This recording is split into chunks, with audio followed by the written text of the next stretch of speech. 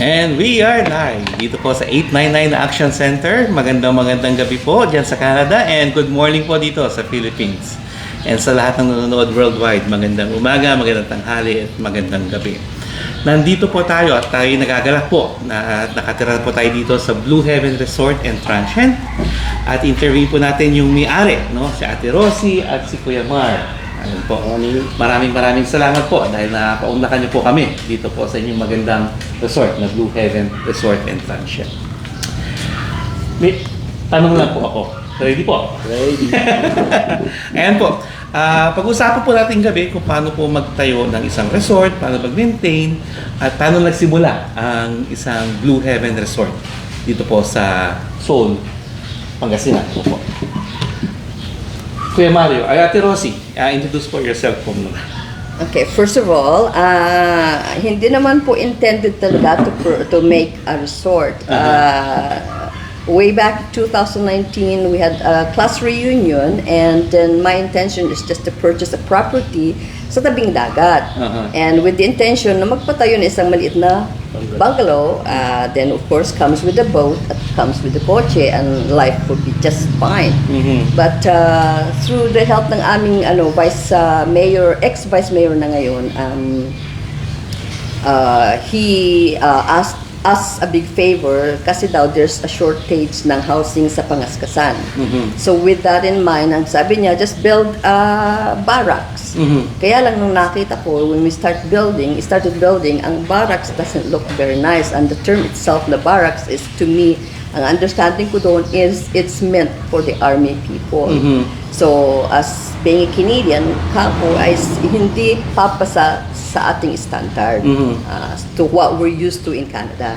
So yun ang umpisa. Originally as a main floor, then I went back again sa Canada. Then pagbalik ko dito, I didn't like the looks. So dinagdagan po namin ng second level. This is the time na hinihintay namin ang permit para sa swimming pool. So rather than wasting my time dito, so during pandemic, inumpisahan namin at natapos ang second level. Nung natapos na po iyon, then by stages kami sa pagbibuild, by stages lang. So after ng building na yan, then the next project was the swimming pool. And then the rest follows after. So yun po. So that's how we got started. Tapos nagustuhan ng mga boarders na mga engineer na napako. Tuwing shutdown, puno kami.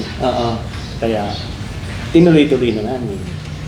Mamaya po ipapakita po ni Ann yung facilities po nila, yung ng Blue Heaven Resort, no? Para makita po natin kung gaano kaganda. Bakit Blue Heaven? Favorite color ko kasi is blue. Sa kanya naman, white and blue. Kaya naging blue siya. Nilagyan na lang namin ng heaven kasi dito kami titirang dalawa sa heaven. Ayan po, totoo po yung sabi ni Kuya Mar. 3 days namin po dito. Very serene ang place. Tahimik. Usually original plan po namin 2 days lang, pero extend kami ng another night kasi ang ganda-ganda. No, alam naman po natin ang buhay sa Canada, napaka-busy. Yung ganitong ganda ng view, bihira po natin ito makita at maramdaman sa Canada. Ate Rosie, bakit expand po natin? Bakit may kadugtong pa ba? May yung Blue Heaven sa inyong dalawa? There are plans for expansion and more improvements. Kaya lang, waiting lang kami sa mga things to happen, like yung properties namin na supposed to be ours na sa ngayon is medyo controversial siya.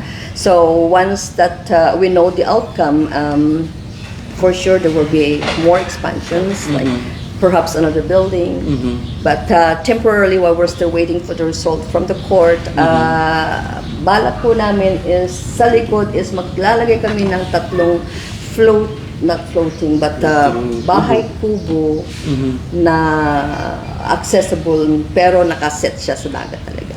Wow. So parang may magandang imagine yan. Yeah, so yung tatlong bahay kubo, there's a bridge to connect you doon at they can do whatever they want to inuman. They can if they want to bingwit, they can do fishing actually.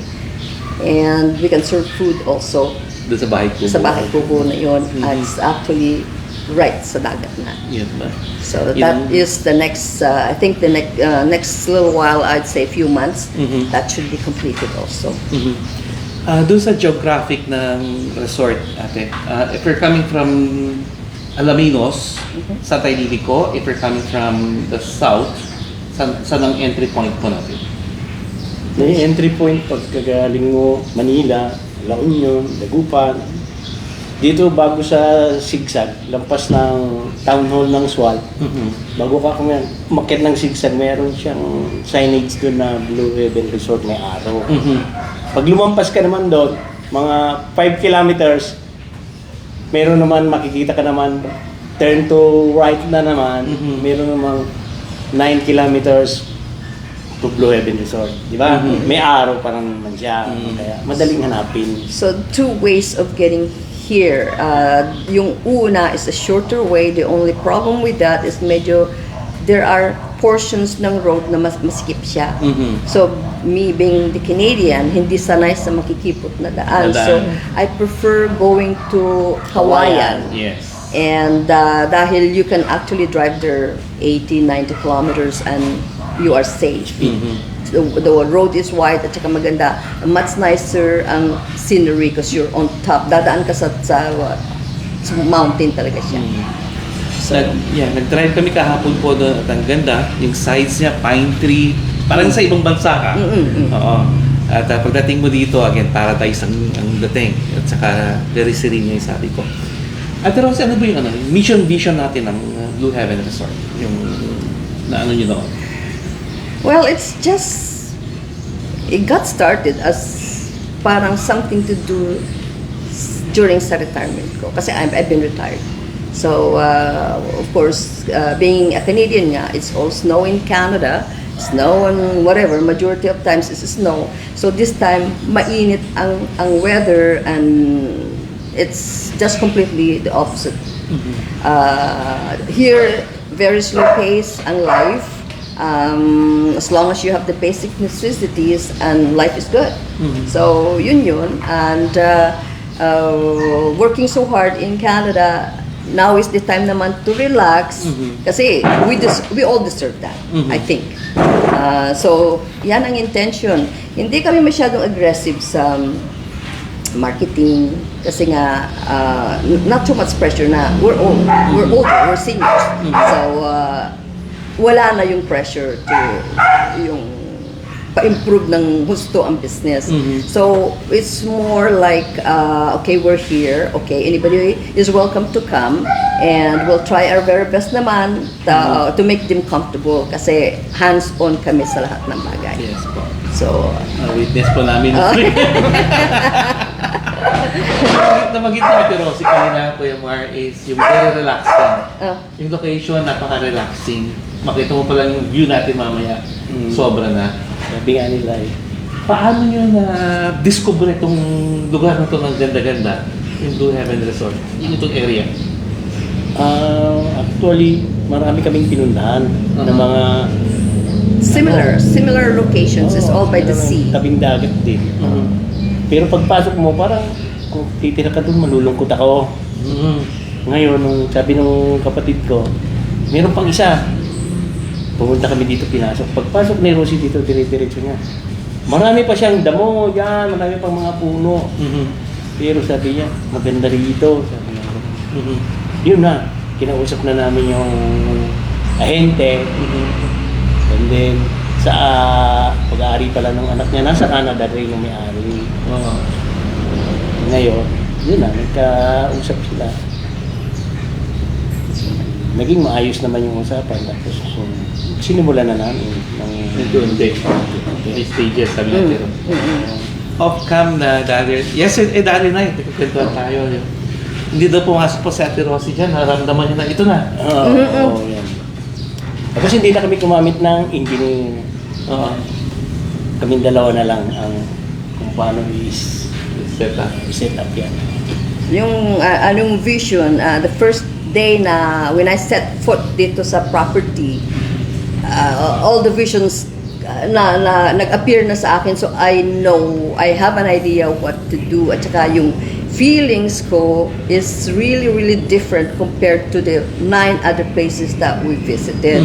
So everybody is, all of the other properties is all the same token. It's by the sea, either the front, the side, or the back. Pero iba ang yung negative energy niya, positive energy niya is wala. Ito lang ang nagkaroon kami ng ganoon, and na-attract ako kaagad. Kaya sa gate pa lang is nakita ko na kung anong gagawin namin. So we didn't use any engineer. Kaming dalawa ang designer, kaming architect, at we just hired na yung mga magbi-build contractor, gano'n na lang siya. Pero yung na-concept mo agad-agad the moment sa entrance, biglang pumasok. Sabay pa. Yung visual ng lugar, kahit na masukal pa siya nung araw, it's all, yun nga, shrubs, trees, and so on. Pero all of a sudden, I see all this building. So, that vision appeared right on day 1. So, kaya tuloy-tuloy namin. May mga ganun na property buyer, no? Ngayon nakakwento natin. Pag sa Canada, marami tayong showing ng houses. Correct. May pagpasok ka pa lang, bigat. May pasok na isang bahay, ito na. No? So, again, iba yung feeling, yung energy. That's right, mo. yeah. Ngayon, nakita mo na yung concept. The next step is, paano bibili? Paano bang process ng pagbili ng lupa dito sa Pilipinas? This is a little bit complicated kasi nga, we trusted too many people to do or help us out. Not knowing, medyo, it's not like Canada, you have offer to purchase, dito wala. It's all basically verbal. And shake hands, and here's your deposit, here's your earnest money.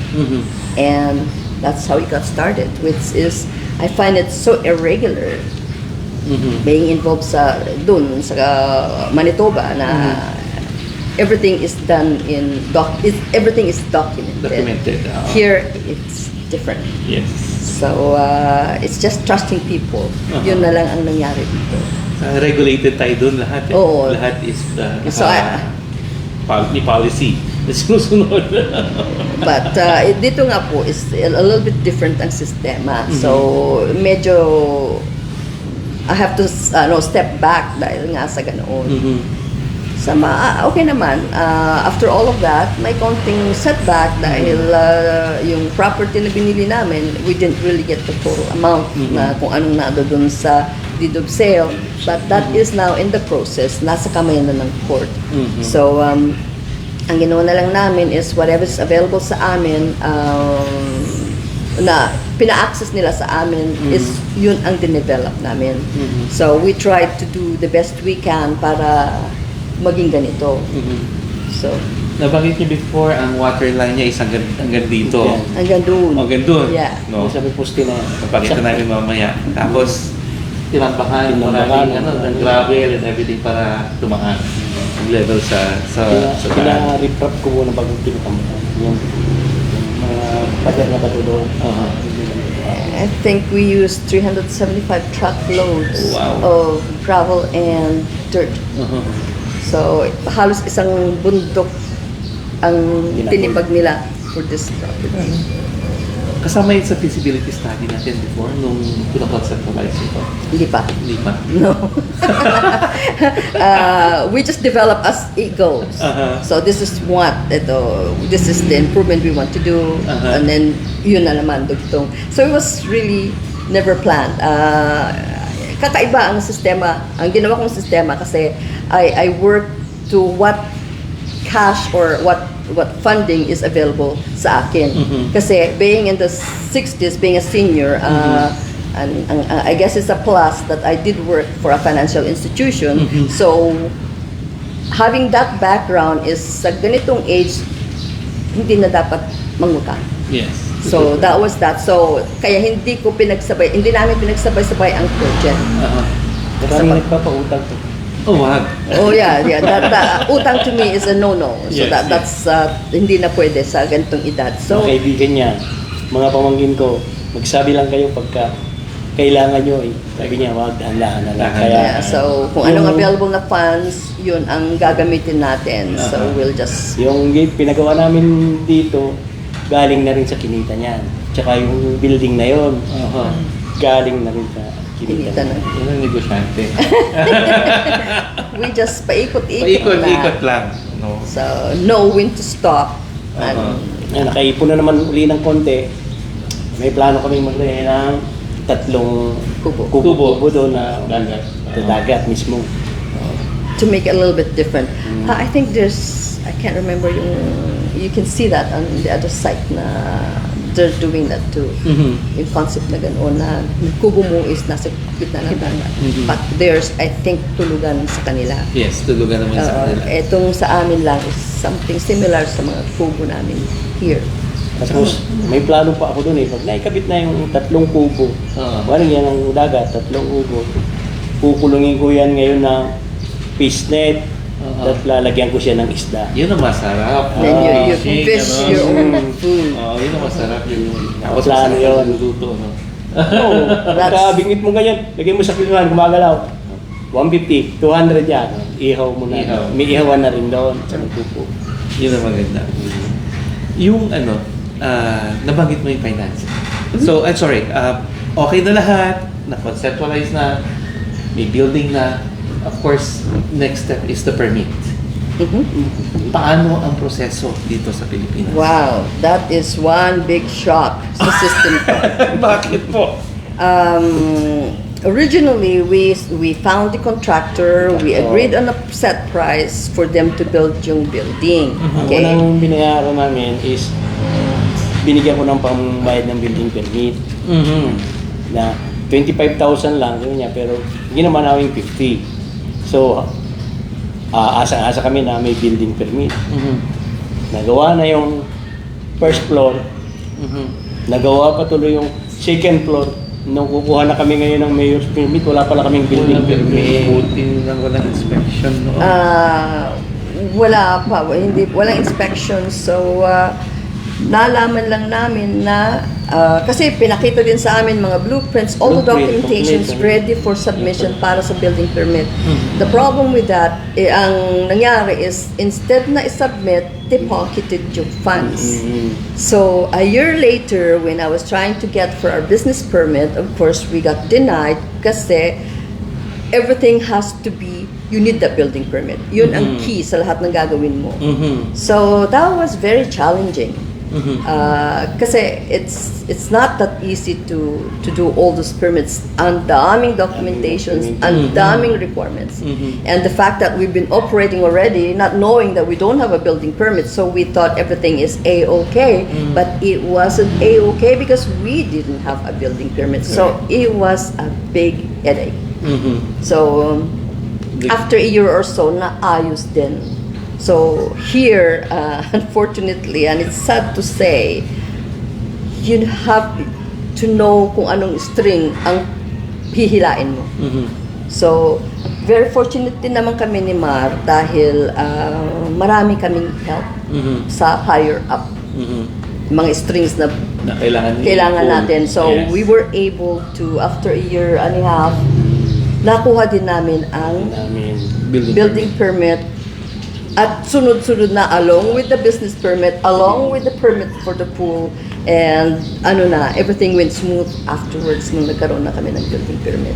But it wasn't easy. Tulong din ng engineer ng mga kaibigan natin. So, Mahirap. mahirap. So, Pero it's a lesson to be learned. Na us, especially ako, being a foreigner, not being just a Canadian, so being a foreigner, kailangan, I don't know, you need to hire, even sometimes lawyer, hindi rin naayos. You have to be involved at stay connected, updated kung ano nangyayari. Not just trusting anyone. So, now I learned my lesson, and then my concept now is you don't trust nobody but yourself. So, it's sad to say, dahil nga, being in Canada, it's completely different environment. So we know na once you started a deal to own, you know the whole process, kompleto yon, sa iyo talaga yon at walang aberya. Yes. Walang Wala. monkey business. Wala. So here, ingat. Ingat lang. So yun ang aking payo sa mga anybody that who's planning to invest anything dito, check it out. Kompleto. Okay. Kompleto ang papel and then basta yun ang importante. Yung word na ingat, sabi ni Ate Rosie. Ingat talaga. So, sa ganitong business, tama yung sabi niyo, gustong mag-invest dito ng lupa, magpatayo ng ganitong magandang resort, yung Transient. So, kailangan ng building permit, number one. Ano po ba ibang kailangan ng permit na isa-secure nila? Una muna building permit. Maganda mo, pagka gusto mo nang mag-operate, kailangan mo na business permit sa mayor. Business permit naman sa mayor. Pero marami kang nadaanan kasi kukuha ka ng health, tapos fire. Kailangan inspeksyonin niya yung building mo kung hindi kung makakuha ng building permit pag walang approval ng Fire department. But I must add na make sure na pag nagkaroon kayo ng deed of sale, okay, follow up yan sa kanilang anong department sa Register of Deeds. you make sure to follow up na yung deed of sale mo is actually nandoon sa record. Yun ang number one, ang Na ang pinaka-importante. property is actually what they are saying and the actual location is actually there. Kasi yun ang sometimes maraming nangyayari ng ganoon na okay, ibinibenta, saan yun? So, mag-legwork kayo. Tapos, pa-survey yung Pa-survey area. nyo. Bago kayo magbayaran, mag-exchange ng money, pa-survey ninyo para alam ninyo kung saan talaga Saan yung ang home, boundary yung nyo. boundary. So, this is now based sa aming experience dito. Dahil ngayon, like I said, it's now sa hands ng court. But yun, ina-advise ko to everybody, ikino-caution ko ang everybody na kailangan ninyo yung mga steps na yun bago kayo magbitaw ng pera. So, Maganda kasi itong show natin, Tita, Ate, is yung very informative and educational. Kasi marami sa YouTubers at mga taga-OFW guys sa Canada, nakita lang dun sa YouTube, lot for sale, farmland, lot for sale. Dami. Tapos mag-connect na sila sa ahente. Not knowingly, tama yung sabi niyo po umuwi po kayo ng Pilipinas. At tingnan niyo ng doon, yung sabi ni Ate Rosie na yung property na bibilin mo. Tapos sabi mo, kailangan nyo pong ipa-survey para at least alam mo kung saan yung property lines. Before magbayaran, check nyo muna po yung titulo kung malinis. that's correct. Yes. At saka yung boundaries niya, yung dun sa legal Muhon, description. muhon tawag dito, Oo, muhon. yung mga muhon. Legal description sa imamatch po natin. Then, ipapa-survey po natin. Yeah. Correct. Kung tama. Then again, tama sabi, ito yung very education po ito. Then, yung mga process na na-discuss po nila kanina, yun po ang susundin po natin. Pero very basic. Check po natin, umuwi kayo ng Pilipinas bago bumili ng property. Kasi mahirap magbitaw ng pera at mahirap nang bumalik yung perang binitawan mo. Tama po kayo. At we all know that OFW or whoever we are, we live in Canada, we work so hard, earn every pennies that we work hard for every pennies we earn. So, yun nga, protektahan ninyo kung anong ini-invest. Huwag po kayo yung maniwala na sige, okay ito. No. Check ninyo na kayo Kailangan na makita mo talaga. Uwian talaga nila. Uwian nyo para alam nyo at siguraduhin ninyo at i-verify sa town hall o saan man sa land titles office nila. Make sure na talagang clear sila kasi many cases here is sinanla, dinasanla. Now, who is the owner? Correct. So, I've seen so many of those cases and mahirap. Kasi ang hirap hanapin ang pera. Correct. Tama po kayo. So, yun lang ang ikino-caution ko sa whoever is interested sa pag-invest is Meron pang mga case kasi dyan na nabenta na sa'yo, tapos nabenta na pala sa kanya, naging 3 bentahan. Pero iisa lang yung documents. Oo, isa lang. Yung isa dito yung may mother title. hindi na subdivide kasi mahal pa subdivide. Yung pala hindi mo alam natin sunod. Tatlo na pala kayong Tatlo na pala. Maraming cases na Meron gano'n. case, Oo. marami dito case na. So, yun lang ang pinaiiwasan natin para wag naman kayong maging victim. At napakahirap. Kami, kumuntik na maging victim. Ayun, kaya sinishare natin mga kababayan dito, mga televiewers po natin, kung ano po yung pros and cons, do's and don'ts sa pagbibili po ng isang property dito sa Philippines while tayo nakatira sa Canada. And I will add location, location, location. Ayun. So, hindi po lahat ng lote is palibhasa mura is worth to invest po ang pera. So, you have to study first yung surroundings, ano ang feasibility ng area. Otherwise, magiging white elephant siya. Tama po ba? So, yun lang ang aking kinokosyon. Hindi, kagandahan itong nabili namin kasi sabi ni Vice Mayor, hindi mo na kailangan magbaril dito. Sabi ni Vice, Oo. wala ditong matapang. Tama po It's kayo. a very quiet Walang community. gulo. Wala. Dahil ang yun nga, mga kaburaw ang mga dito. Kapitan, kagawad, Vice Mayor nandito sa amin. Kaya medyo peaceful. Pero safety pa rin kami. Meron kaming gate, palikod. Tapos may mga CCTV para Monitored lahat. monitor. Again, yung mga advices po nila, location, and safety. Safety. Then, siyempre papasok, mag-i-invest ka. Papasok, kailangan mong business plan. Kailangan mo umikot para may ROI yung property na nabili.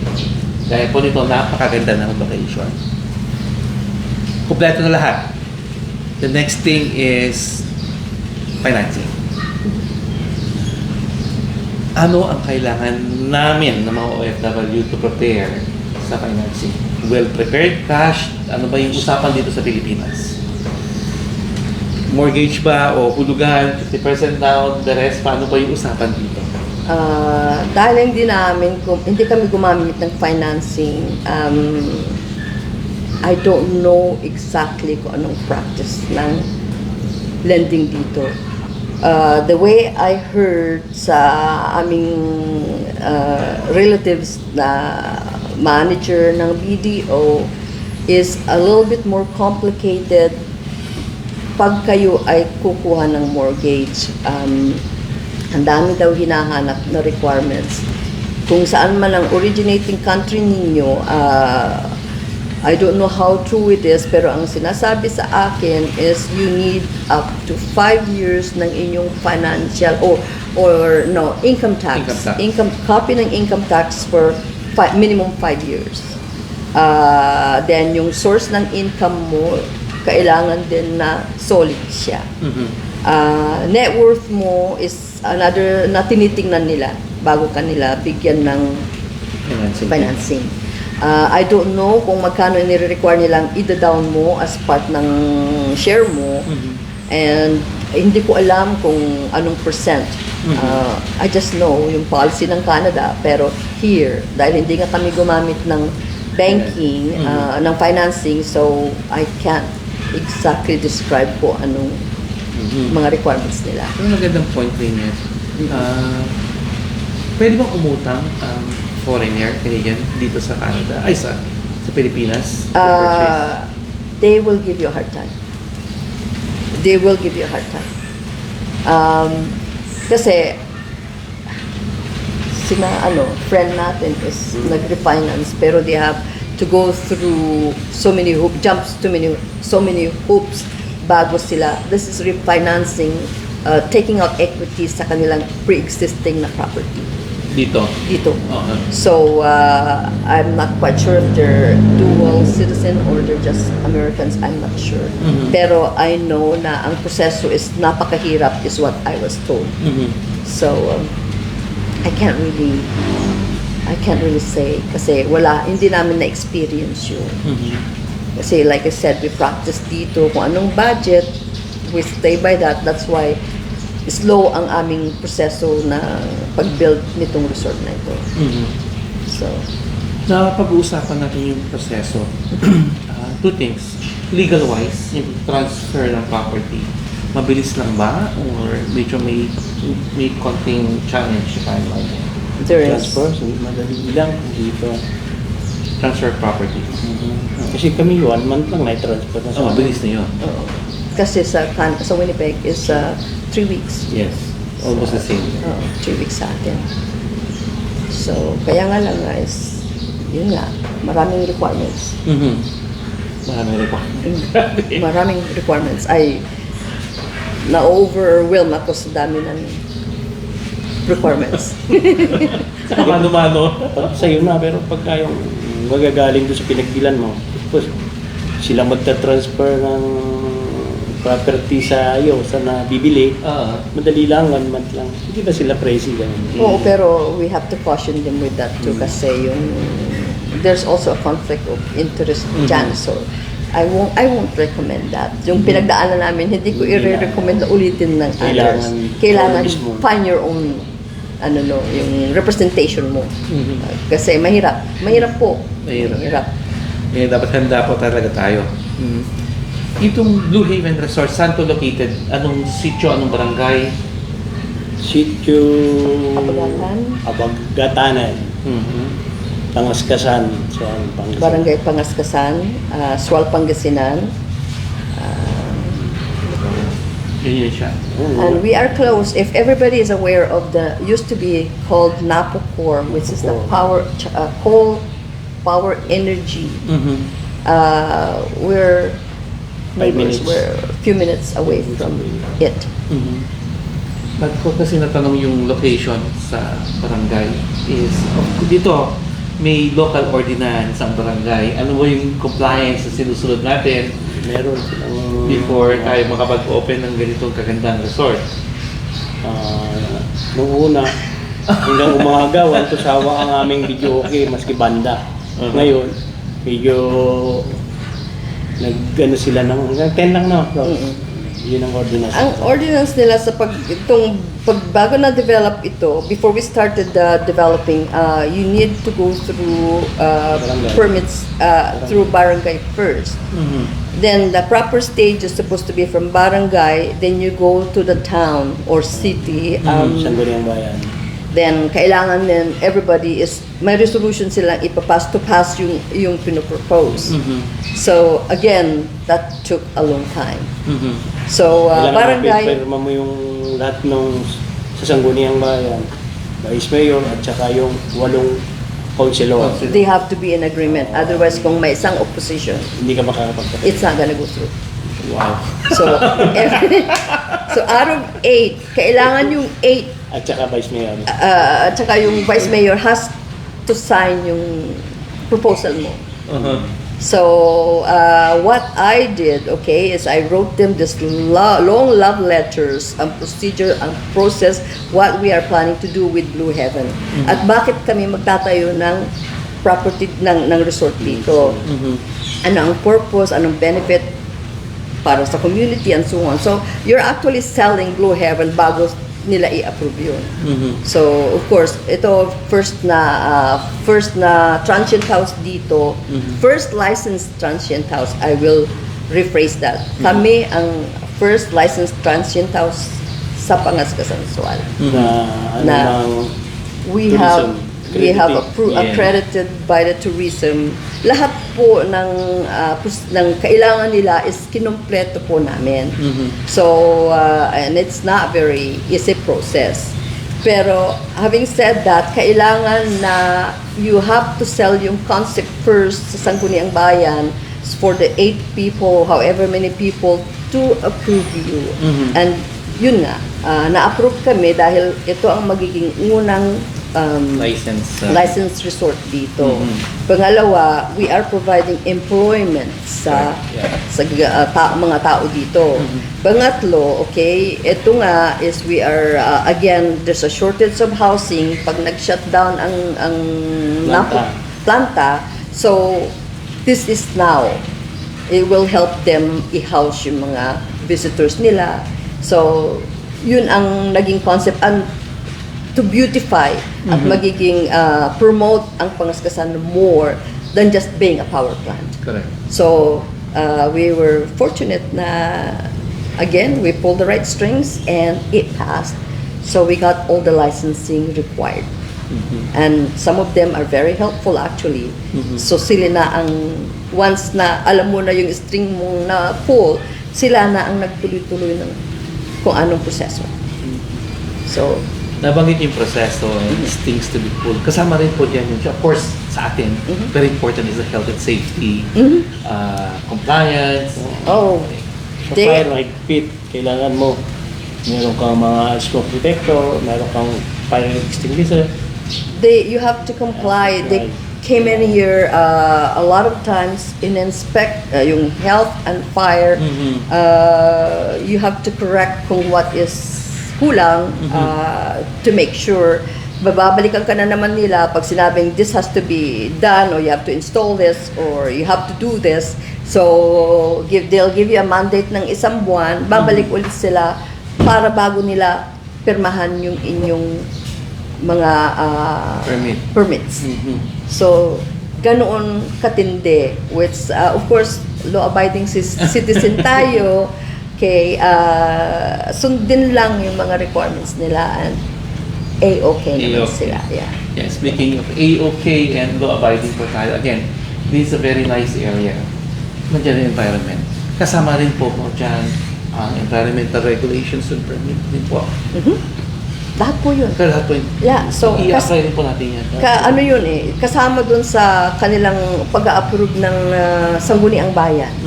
That is all part ng kanilang discussion. Siyang pinakamabigat yun, yung dadaan ka sa Sangguniang Sangguniang Barangay, aproban ng mga kagawa at saka kapitan. So, tapos after that, dalhin mo na naman siya sa Sangguniang Bayan. Pagka may kumontrang isa doon, Wala na naman. wala na mangyayari sa'yo. Kaya it has to be, Well prepared ka talaga. oh, you have to be ganoon. So, buti naman at yun nga, so far, ano naman sa mga requirements nila, sige lang. And, Tinulungan din kami nila. so, Nabanggit natin kanina, one of the mission and vision is employment generation. Yeah. Yung cook natin si Christopher, si Christian. Christian. Masarap magluto po dito sa Blue Heaven Resort. Staffing. Mahirap ba? Hiring and everything, maghanap. Hiring is easy, but finding the proper and the honest, dedicated employee is difficult.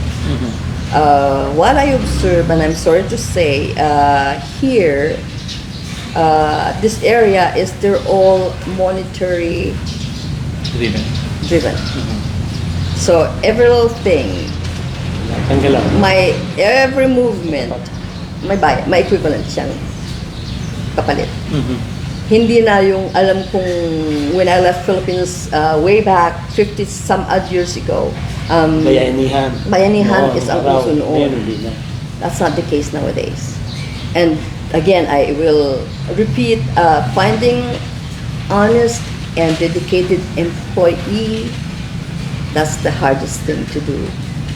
Kasi, of course, sa hirap po ng buhay dito, natitempt sila na do something irregular. So, doon ako nahihirapan. So, the good part is, kami dalawa ni Mar is hands-on kami sa lahat ng bagay. So, kung saan kailangan, with the help ng katulong, nandun kami nakasubaybay. So, pero kung iaasa po sa lahat sa kanila, wala po. Hindi. Wala mangyayari sa business, kundi it will just go down. Part rin po yan sa ating bilang manager, no? Yeah. Is you have to train your people, no, sa development stages nila kung paano mag-handle ng customer service kasi iba yung customer service eh. Kailangan training yan.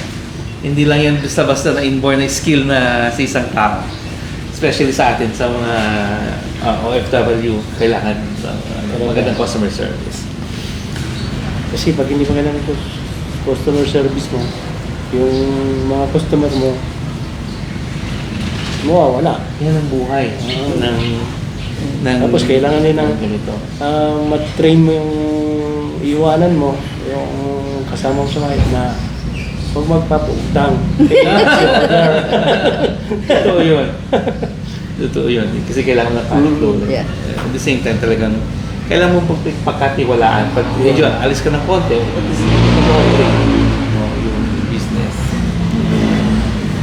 Ate Rosie, paano mo market ang Blue Heaven Resort? You know what? I don't hire any marketing specialist. I don't do that. Thank you very much sa Facebook. And a lot of our customers is actually referral. Yun the best. Referrals. So marami na kaming mga foreigner friends na nagpunta na dito. So from Spain to Australia to Germany, where's the other one? London, England, Mga balikbayan. the Americans, a lot of them are Americans, and lots of Canadians actually from our own city, galing na rin dito. So, yung ganoon ba, and they share yung mga photos, mga kung ano man nandito, ang experience nila is they share it with whoever their friends are, and pag sila is napadpad sa ganitong direction is they are making an effort para mag-stop by here. Actually, Tapos yung last iba, week, bumabalik. last Dahil week masarap we ang had luto. another Canadian from Winnipeg also.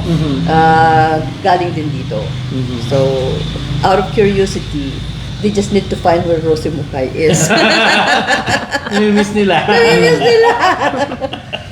So, yun. So, marami kami Sininang. ganoon. Yan, sininang ang tinutukoy ko. So, that's that. May darating na dito, si Pare Ruin. Yeah. And speaking of yung mga darating, yung mga foreigners, ano yung mga amenities natin dito na ma-enjoy nila? Yung sa services natin. Well, of course, we are called Resort and Transient House, pero actually, ang setup po ng building is similar sa hotel. A smaller version ng hotel. So, kung anong meron po, gusto ko po kasi komportable ang mga tao. So, every single rooms namin is fully air-conditioned. May in-suite silang bathroom. May running water, by the way. Yes. Hot and cold Hot and shower. cold shower. Oo. At may bidet din tayo, which a lot of places, dahil po dito sa area, is pahirapan po ang tubig. We are fortunate enough na sagana ang tubig dito. So, we are blessed for that. And yun. Comfort-wise is we try to make everybody comfortable. Yun nga, hands-on kami, nakikimingle, we serve, kung anong questions, we're here. So, yun. We have a pool. It's a 10 by 16 square meters pool, and part of it is allocated for the children, and the other part is pang adults naman. Accessible din po ang sea. I think that is sea, hindi ocean to. So, it's accessible din ng sea, and we know that the sea is flat. Kaya lang brown sand po. We do. Kaya lang, ang white sand is by boat lang na-access, which we also have bangka for passengers, and one bangka is good for 15 people, the other one is good for 6, and so forth. May few kaming kayaks. So, yun po ang mga activities na pwede nilang gawin dito. Ang bahay kubo po is, if your check-in dito, is kasama na po sa inyong accommodation. Eating area is kasama na po. We also have a cooking area. We provide the stove and the gasol. The only thing na iminamandate ko to everybody is to bring their own pots and utensils. Yes. Kasi po, based sa aming experience po, may paa at pakpak po yung mga pots and utensils. Kaya medyo nadala na at hindi na kami nagpapahiram. Ang drinking water provide din po namin is purified drinking water. Mayroon tayong hot and cold water dispenser also. Wala din po, free of charge din. Ang swimming po is kasama din po sa inyong accommodation. Mhm. We also have a mini bar Mhm. and also a video okay pang entertainment naman Yeah. pag just killing time. Yun. Mhm. Ayun po. Lahat po yung nasabi natin, Rosie, na-experience po namin at napakaganda. Eh, kanina po nagbangus sa watching po tayo, no? Sa bangus, one of the side trip namin dito, kasama si Kuya Mark, sa kayong island, napakaganda. Mga stones formation, tas yung view, one of the best. At Rosie, in final, ano po, Kuya Mark, invite niyo po sila dito sa location po ninyo. Tapos yung paano kayo ma-reach sa Facebook or Instagram or YouTube. Okay, you can find us through search po ninyo ang Blue Heaven Resorts. That is resorts with an S.com, and you can view yung mga rooms namin doon. Pricing wise is pinaka-base po yun, so hindi na po hindi current, let's put it this way. Ano pa? Our Facebook is Blue Heaven Resort and Transient House. Doon po lalabas kasi ang Blue Heaven po marami palang kapangalan. So, kailangan make sure na pag nag-search kayo is resorts po na may S sa dulo. Then you can find us. As far as booking through Facebook or sa aming phone number na 0947-792-8050, nandoon din po sa Facebook yung information na yun. You can book online kung gusto po ninyo. Ako po ang owner, manager, receptionist, sometimes waitress and sometimes po gardener. So, ganun po kami dito. Hindi po yung basic pong resort and transient house. We try to make everybody feel at home. Yes. So, I myself is a traveler, and I do appreciate yan na nakikita mo yung may-ari, nakamingle mo. So, yun po ang pinapractice ko. So, if I think that it's good for me, it should be good for everybody. If it's not good for me, then it should not be good for everybody. Ganon po ang policy namin dito. Yeah, Mark, any final words sa ating mga gusto mag-invest? Yung gusto mag-invest dito, yung mga, ano po, ano sa ating mga kababayan, then invite them ulit po dito. Pwede po tayo ditong mag-negosyo kung gusto nyo. Maglagay tayo ng fish cages down pag merong malaki-laking kapital. Maganda naman ang kita, di ba? Galing tayo kanina doon, dami. Bangus capital of the Philippines yun. Pangascasan swallow. And also, if there's a big investor, sa front po ng aming resort, there is a 28 hectares piece of land. 500 per square meter. And I believe it's 500 or 1,000. 500 lang. So, it is available for sale po, is what we understand, pero ayaw po nilang pera-perasuhin, so it has to be sold as 28 hectares. So, whoever magkakaroon ng interest, available po yun is what we were told by the owners. So, bear in mind also, they are developing itong power plant. Yes. They're building a third unit. So, we know that hindi po mauubusan ng customer ang Pangascasan. Team Energy is now owned by San Miguel Corporation. And so it's tuloy-tuloy po ang progress nila dyan. And what they said is to build the third unit will, I think, total of 5 years to complete. So, yun po ay maraming engineers, maraming workers, maraming everything po dito sa Pangascasan. So, mga investors, kung gusto magpatayo ng kahit na ano dyan, available po. So, just give us a call at i-connect po namin kayo sa proper people. So, sa mga taong gustong mag-invest. Ayun po. Yung contact numbers po ng Blue Heaven Resorts, lalagay ko po sa description line mamaya. At the same time, yung number ni Ate Rosie, ni Kuya Mark, kung gusto nyo kumontak po para doon sa property sa tapat na binibenta, 28 hectares. But again po, Blue Heaven Resorts, dito po sa Pangascasan, Sual. Pangascasan, Sual, Pangasinan. Opo. Okay, before we end up, any final words po, Ate Rosie, sa ating mga televiewers na gustong pumunta po dito sa Blue Heaven Resort? Guys, come and check our place. It's not as big, pero po, if you're looking for serenity, place na secured kayo, na you don't have to worry about ano man, because I know that a lot of foreigners, not knowing what the place is, medyo takot. So, dito, we can tell you na safe po ang mga customers. So, friendly po ang mga tao dito sa community na ito. So, we can assure you na wala pong hindi ka nais-nais na may mangyari. And I attest to that. It is our third day na siya. And again, napakaganda po ng lugar. And Ana will be panning the camera to the facilities. Again, Ate Rosie, thank you so much po. Kuya Mar, thank you so much. Yung dalawa.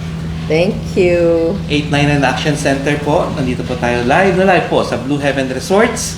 Dito po sa Sual, Pangasinan. Ayan po. Sa 899 Action Center, may problema kayo, may solusyon kami. Ayan po. Maraming salamat po. Thank you. Thank you. Ganda ng conversation. Asa kami ba yun? Oh my goodness. So, ayun yan. Yeah. Yun ang